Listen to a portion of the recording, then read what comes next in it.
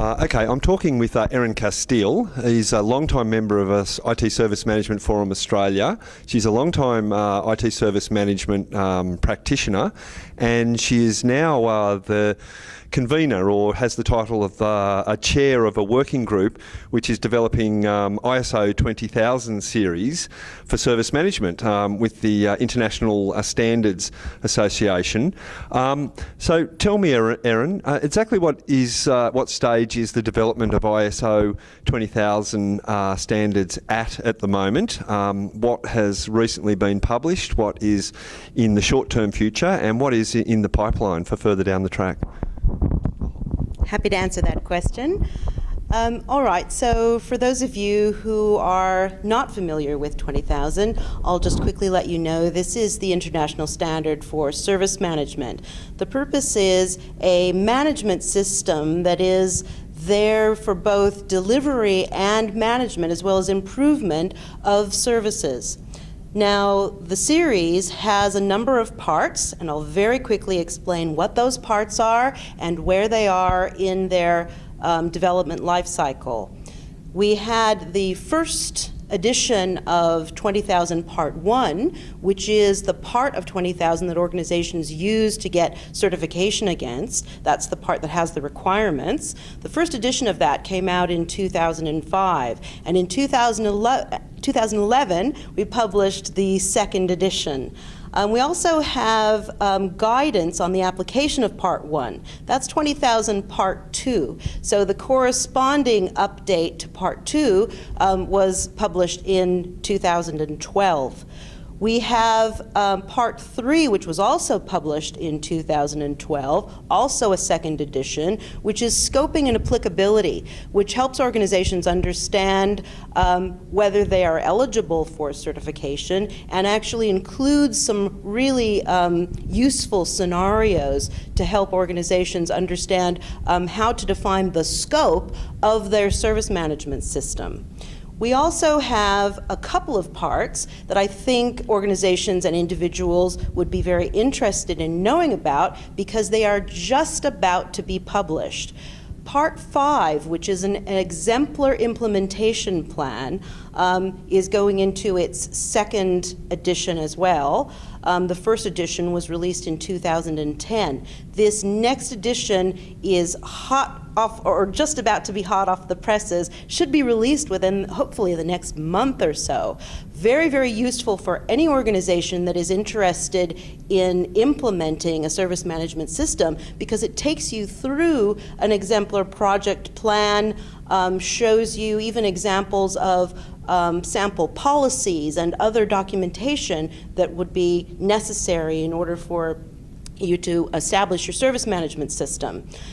We have another part that is brand new, which we're hoping is going to be a free document. It is Part 10, and it's concepts and terminology. Our plan is, now that we've got a much larger series with more documents, to put all of the terminology within the 20000 series into Part 10, so that any organization or individual who's using the series can understand any sort of special defined terms, how we have defined them, so that they can use it more effectively. And we've also added some information about other relevant standards, both within the 20000 series and other standards, such as, for example, 9001 for quality management, 27001 for information security management, 38500 for IT governance, to show what the relationships are with the 20000 series, because so many organizations use those standards together, right? Now, we've got a few things. You asked about things in development, or things that we're currently in the midst of working on. So quickly, we've got a new part.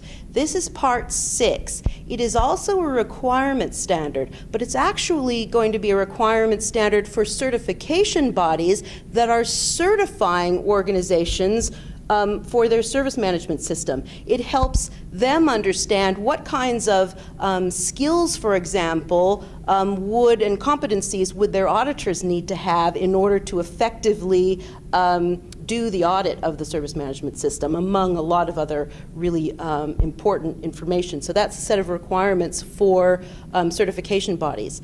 We've got a part that I think a number of organizations would be very interested in, which is service management for cloud services. Now, 20,000 Part 1 is applicable to cloud service providers. What we've done is we've taken a set of scenarios through the life cycle of a service to help specifically cloud service providers understand how they can leverage 20,000 to help ensure that cloud services, where it's so necessary to have, for example, high availability, the agility, the minimization of risk, how they can use that guidance as effectively as possible. And then last but not least, we've got a very new part that we're really only just kicking off, which is Part 8, and that is for very small entities. 20,000, again, is applicable to all sizes and all types of organizations. However, it's quite important that very small organizations understand that the requirements aren't just for large organizations. If, for example, the standard tells you, yes, you need to have a capacity plan, that capacity plan doesn't have to be a huge tome. It can be a single page if that's what's necessary for your organization. So it's really just some useful guidance on benefits and information that's specific for small service providers. And I hope that that wasn't too much detail for you. No, that's great. Thanks, Erin. Now, we're at an IT service management conference, and the standards you've just explained are for all service management management of all service providers. Why is ISO 20000 series particularly important for IT organisations to consider about the way they deliver services? Really, the primary users of 20,000 are organizations that are delivering information and technology-enabled services. Those have a particular set of requirements that really are not even remotely optional. We don't have a choice, for example, about ensuring things like information security, about ensuring availability and continuity. So for those organizations that are delivering information and technology services that pretty much every organization is so increasingly dependent on, the whole purpose of the service management system is to make sure that you're doing at least the very minimum of what needs to be in place in order for it to work effectively, efficiently, for you to make sure that you're managing your cost, reducing your risk, and delivering effectively against the business objectives so that your customers are satisfied and you are delivering, what both your internal and or external customers need in terms of services. That is success. It's not about doing it for itself, it's about doing it, to deliver the outcomes. Okay, and in a global economy where IT organisations often have to demonstrate their value, their competitiveness against organisations from all over the world, where sometimes labour costs may be cheaper, or they basically can work on a scale that we don't always have in Australia. Can you just discuss a little bit about how ISO 20000 series can be used by Australian service providers to guarantee the quality of service that they can deliver to the business, and therefore remain competitive in a market where overseas suppliers are also offering services for IT, cloud services, all sorts of alternatives. Just discuss a little bit how it can be used as a tool to demonstrate competitiveness. Sure, absolutely.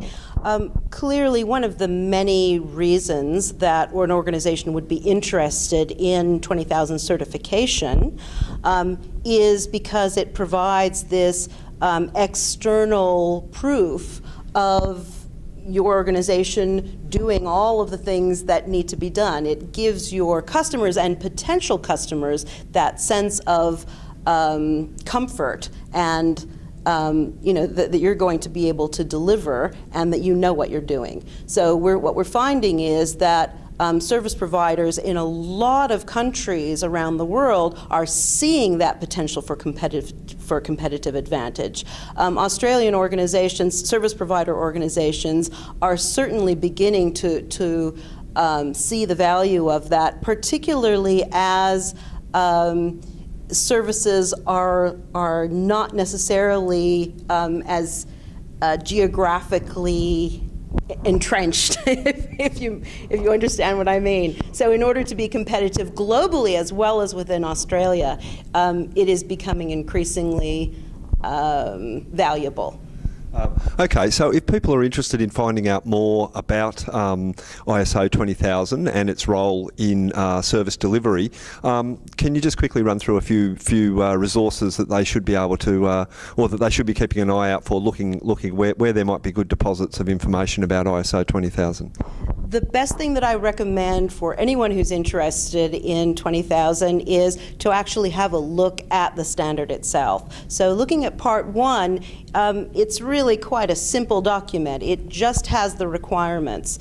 Looking at Part 2, which has guidance on application, there's quite a bit more detail included in Part 2. So in some cases, organizations find that looking at Part 2 first can be helpful, and then going back and having a look at Part 1. Once you've had a chance to look at the documents themselves, really most of it is self-explanatory. I'm always happy to answer questions that anyone has about 20000. Obviously, I'm very passionate about it, and I'm very happy to help anyone who has a question about how to move forward. Okay, Erin, thanks very much for your time.